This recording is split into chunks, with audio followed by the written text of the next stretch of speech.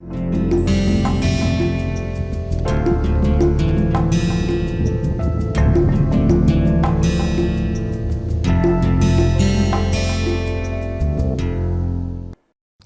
and welcome to this lecture on fundamentals of electric drives. In the last lecture, we were discussing about the DC dynamic braking of induction motor. So, today we will take up another type of dynamic braking, which is called self-excited dynamic braking of induction motor.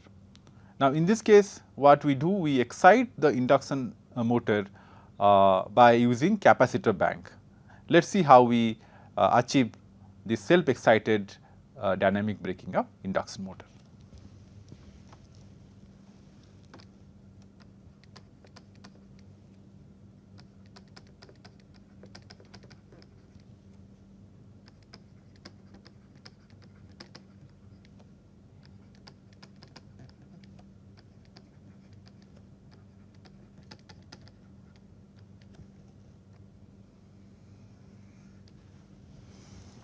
So, what we have here is that an induction motor is normally running from the 3-phase supply. Now, when we want to brake it using self-excited braking, we disconnect the 3-phase supply and then what we do, we apply a capacitor bank to the stator of the induction motor. So, what we have here is we have 3-phase line and the motor is a induction motor which is supplied from the 3-phase line.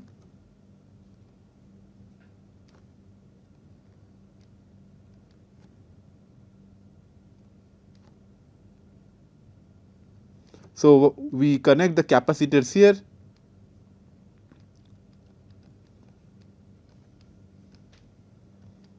Also another capacitor between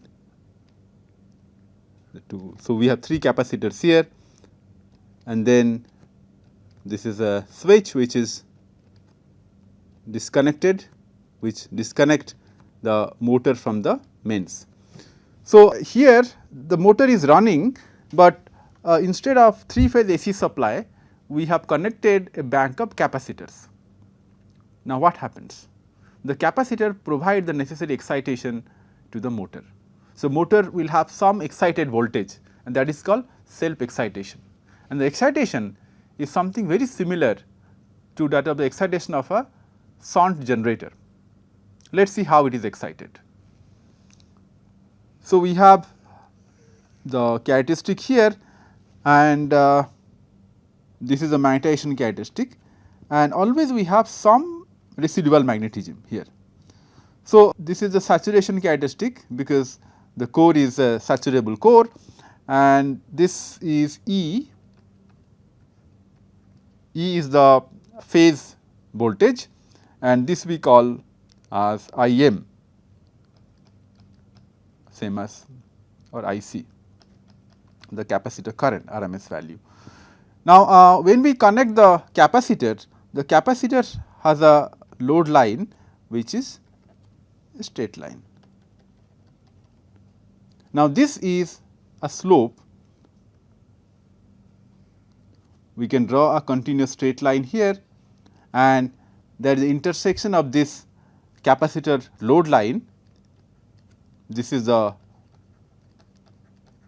capacitor load line and the slope is, what is the slope?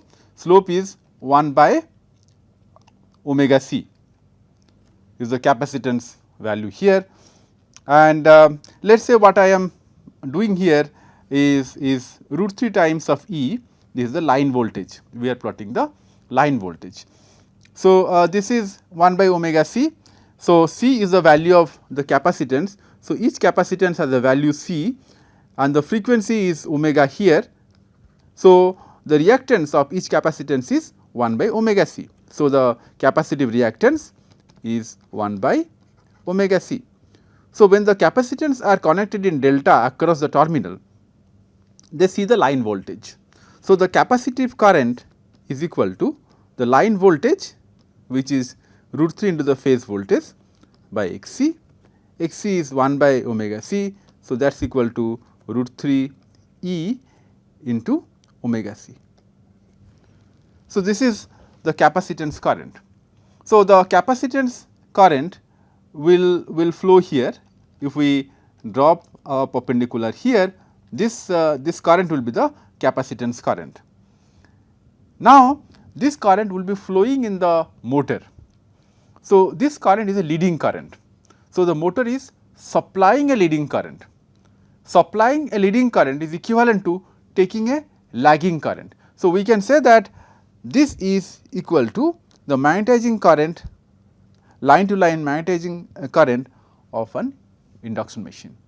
So, it means this capacitive current which is leading in nature is being given by the motor is drawing equivalently a lagging current which is Im. Im is called the magnetization current of the induction motor. Magnetization current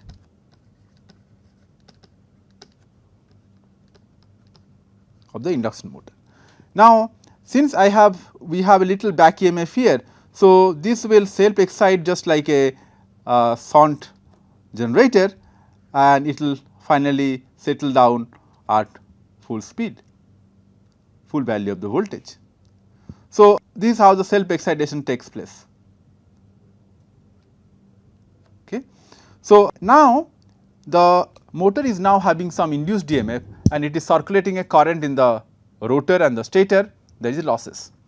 So, because of the losses, the motor power will be dissipated in I square R loss and the motor will gradually decelerate. So, this is called the braking.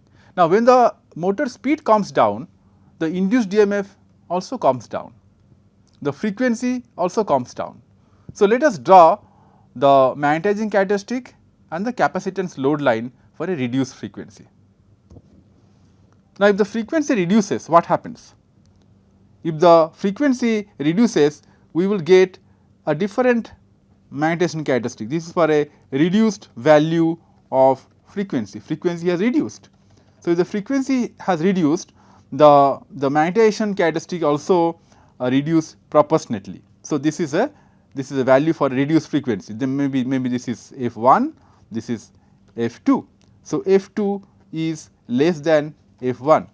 When the speed or frequency reduces, we have a reduced value of the induced EMF. And if the frequency reduces, the slope will increase. The capacitance load line is inversely proportional to omega. Omega is 2 pi f. So, if the frequency reduces, Xc will go high. So, we will have a load line which will go up. So, this is the capacitance load line which is now at a different value. So, the intersection was earlier at this point, this is the operating point earlier. Now, the operating point will be at a reduced value of voltage. So, the voltage reduces. So, it means as the frequency reduces, the voltage decreases, the current also decreases, because the effective current here is now reduced in this case. So, the current corresponding to this is now a reduced value. If this was Im1, this value is Im2. So, Im2 is less than Im1, the current is reduced, and the losses are also reduced. The braking torque also reduces, and gradually the motor comes down to 0 speed, and after certain speed, below certain speed, there will not be any self excitation. So, this is one way of braking of induction machine, which is called a self excited braking of induction motor. Now, we have discussed about the motoring and braking of a conventional induction machine.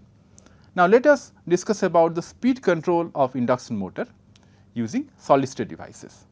The first type of speed control is by using a voltage regulator.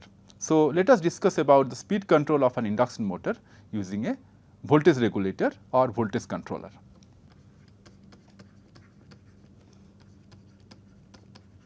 Speed control of induction motor, we sometimes call this as IM, induction motor, by AC voltage controller.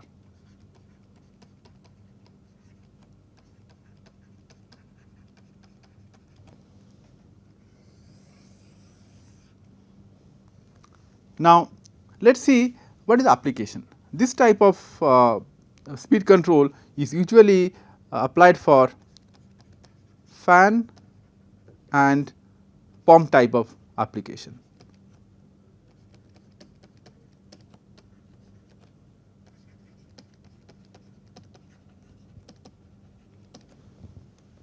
Now, what happens here is the following, that we have the torque speed characteristic of the machine, of the motor, speed in the y axis, torque in the x axis is the origin.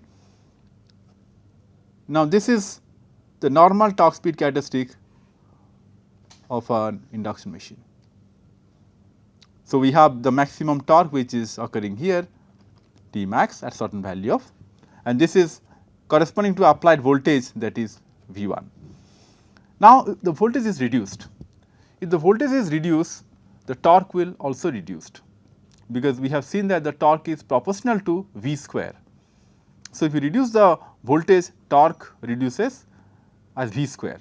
So, if we reduce the voltage, we get a reduced torque. This is for, but the peak torque is occurring at the same value of speed. Now, this is for V 2 and V 1 is greater than V 2. Now, how will the speed control happen here? Now, the load in this case is a fan or pump type of load. In fan or pump type of load, the torque is proportional to speed square. Let us draw the load characteristic here. So, if we have a fan type of load, we get the load characteristic which is like this. This is T L. T L is equal to K into omega m square. The torque is proportional to the speed of the fan or speed of the pump. The first intersection is here. We see that the intersection for the first characteristic is here.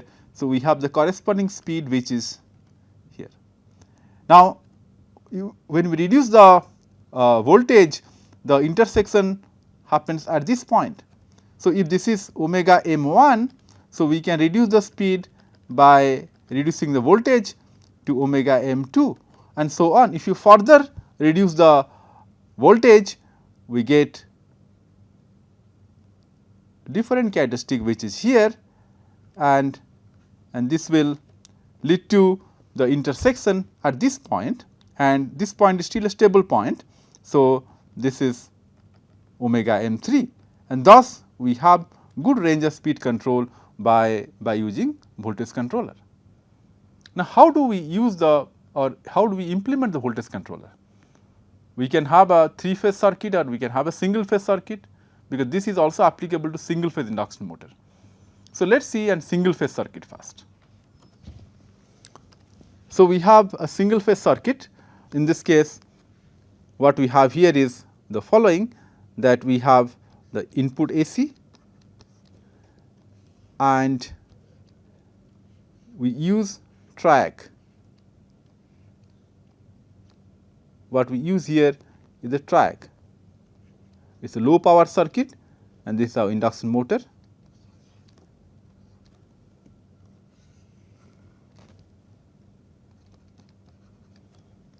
So, this is output current, this is output voltage, this is the input AC.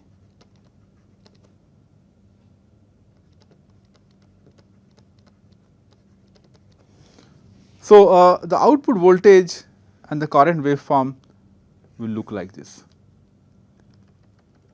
This is the input supply which is sinusoidal, omega t in the x axis, and in the y axis we can have the voltage. So, this is alpha, alpha is the triggering angle. So, we trigger this triac in both the cycle, both the half cycle. In the positive half cycle this is at alpha, the negative half cycle this is at pi plus alpha. So, the current starts from 0 here and the current comes down to 0 at some value that is equal to beta, and here the current reverses, and this is the current in the negative half cycle. So, this angle is beta here and this angle is pi plus beta. Okay. So, the output voltage waveform will look like this. This is the output voltage waveform. So, beyond pi also there is conduction because the current is conducting up to beta. So, this will be like this and this will continue in the negative half cycle. So, the voltage reverses and the conduction will be like this, and since this is a periodic, we have the conduction like this. So, this is the output voltage V naught and we have the output current. The voltage and currents are alternating in nature, but however, by controlling alpha we can control the RMS of the output voltage. So, when we control the RMS of the output voltage, the torque is reduced and hence the speed is controlled. Similarly, we can extend this to a 3-phase voltage controller. If we have a 3-phase circuit which is meant for higher power application, single phase is commonly used for fan type of application. When we have a single phase motor, a single phase fan, we use a simple voltage regulator, a triac based regulator to control the speed. For higher power, we go for 3-phase voltage controller, which consists of not triac, but anti-parallel thyristors. Let us see 3-phase AC voltage controller. So, a 3-phase AC voltage controller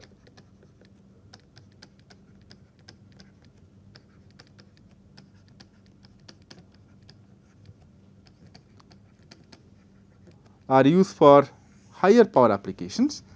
Now, here what we have, instead of triac, we go for anti-parallel thyristors or SCRs. This is for phase A. Similarly, for phase B we have another anti-parallel thyristor, and for phase C we have SCRs.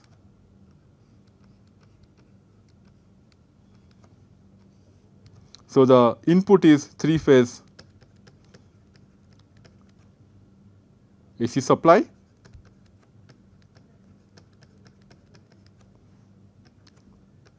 we apply the AC here, and then this is our induction motor.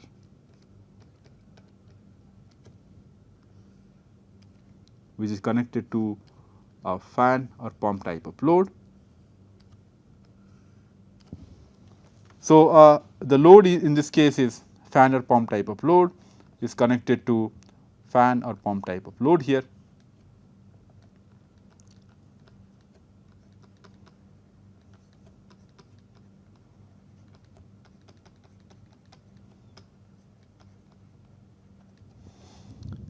Now, the SCRs in this case are triggered in a particular sequence. The sequence is T1, T2, T3, T4, T5 and T6, and the triggering pulse are delayed by 60 degree. T1, T2, T3, T4, T5, T6, and the delay between two successive triggering pulses is 60 degree. So, the triggering sequence is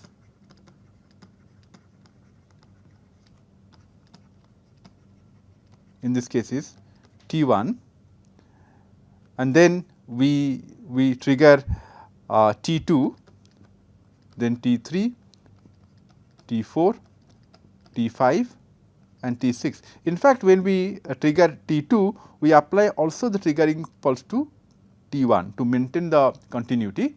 We apply to T2 T1, then T3 T2, T4 T3, T5 T6, T4, T6 T1 and T1 T6. So, what we do, we overlap the triggering pulse. The reason is, if we just apply a single pulse, the voltage controller may not start at all.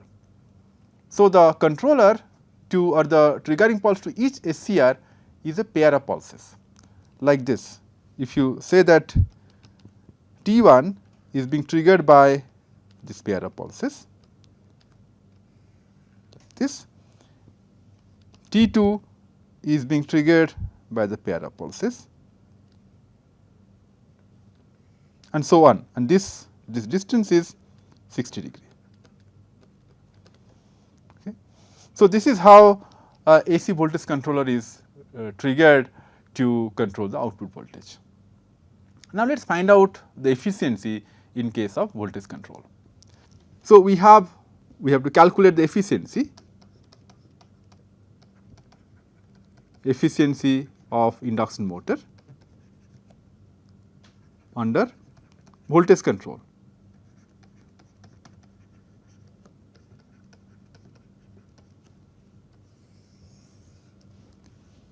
So, we neglect the stator impedance, neglecting stator impedance. For simplicity, we can draw the equivalent circuit which is consisting of the rotor only. So, we have the equivalent circuit which is XR prime and this is RR prime by S. For simplicity, we have ignored the stator resistances, the stator resistance, stator leakage reactance.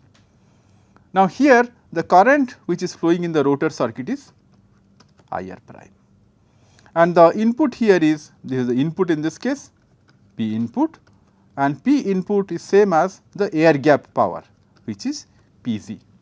So, we can say that P input is same as P air gap is equal to, this is a single phase equivalent circuit. So, for 3 phase we write here IR square into RR by S. Since we have a circuit where we have the resistance only, the power will be consumed only in the resistance, and in the rotor also we have copper loss, the rotor copper loss. So, the rotor copper loss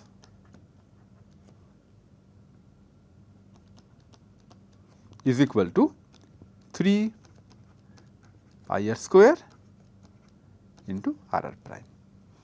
Now, the output power which is coming out of this is P out. So, that is equal to P out is equal to P air gap minus the rotor copper loss.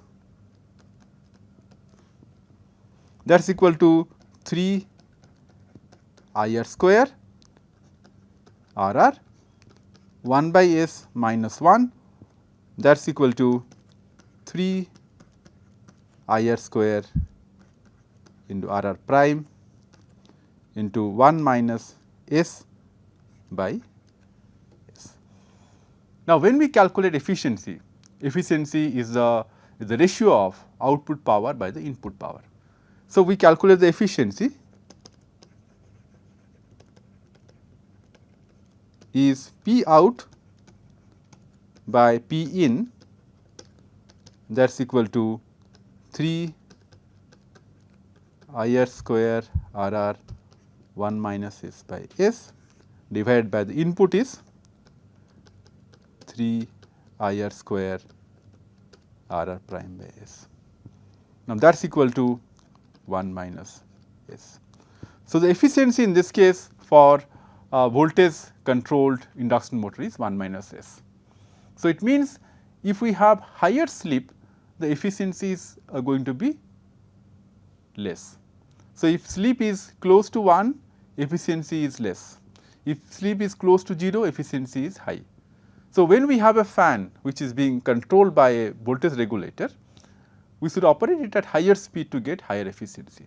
So, efficiency decreases with reduction in speed. So, efficiency decreases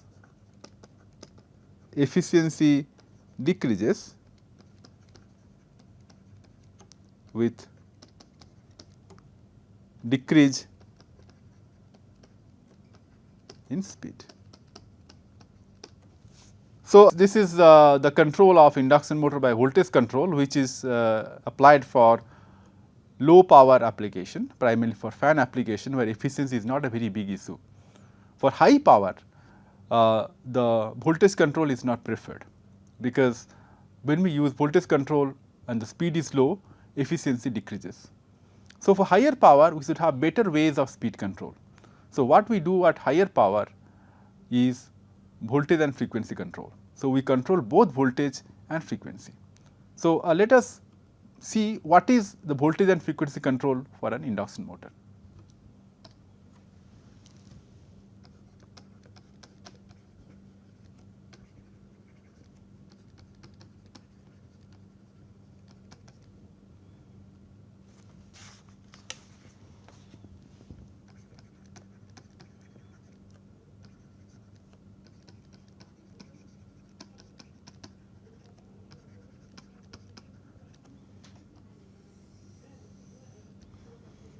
So, let us see that the torque equation is given as 3 by omega ms into V square divided by Rs plus Rr by S whole square plus Xs plus Xr square into Rr prime by S. Now, we know that the maximum torque occurs at this slip, x max t is equal to Rr prime by Rs square plus Xs plus Xr prime whole square under root. So, we have a plus minus, the plus is for the motoring action and the minus is for the generating action. So, this is a normal characteristic of induction motor. We have maximum value of torque, and the maximum value of torque occurs at a slip of x max t. If you substitute this x max t in this torque equation, we get the maximum torque value. So, T max is given as 3 by 2 omega ms into V square divided by Rs plus minus Rs square plus Xs plus Xr whole square. So, we can also rewrite this in the particular form k into V by f square divided by Rs by f plus minus Rs by f whole square plus 4 pi square into Ls plus Lr square. So, the torque speed characteristic of an induction motor can be expressed in terms of voltage and frequency as given by this equation. So, in this case what we do? We vary the voltage as well as the frequency. So, that is called the variable voltage and variable frequency control of induction motor. So, we have an advantage that by varying voltage and frequency, we can maintain the peak torque constant and we can also have higher efficiency. So, we will be discussing more about variable voltage and variable frequency control of induction motor in the next lecture.